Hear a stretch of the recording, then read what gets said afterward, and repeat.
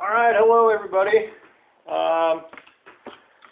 Just about spring Chinook season, and I'm just going through all my gear, getting everything ready, and come across, started looking at some of these flashers that I have, and I got a whole bunch of different styles.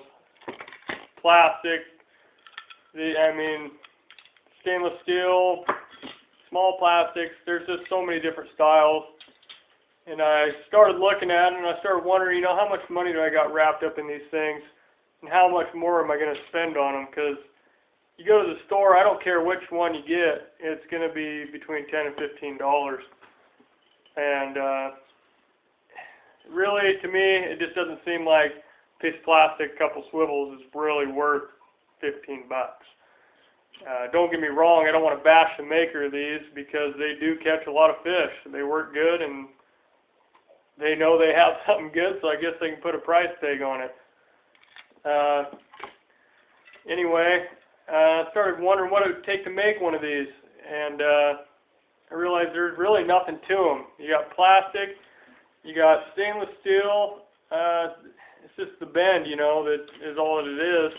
Makes them spin or dodge or whatever they do. So anyway, looking around my shop, I had some plexiglass left over from a project, not very thick, but anyway, I decided I was going to try to build a flasher. Cut a triangle out, it's kind of similar to this one made by Fish Flash, but there's quite a bit of difference in them. I don't want to deal with copyright issues, even though I do not plan on selling these. Just for my own personal use.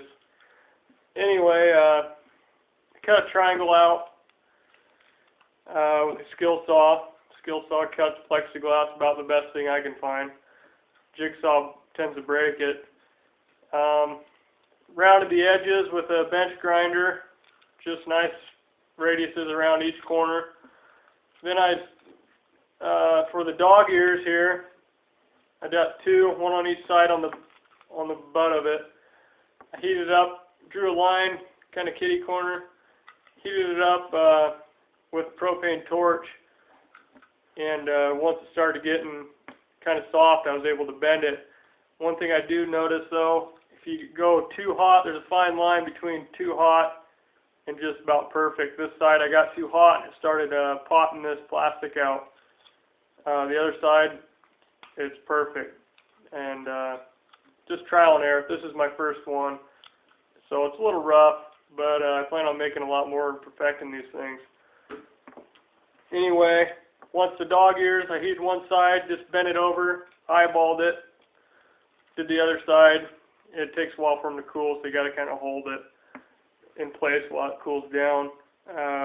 Once that was cool, I did the other side, just kind of matched it up, just did it opposite, so it kind of, makes it twist.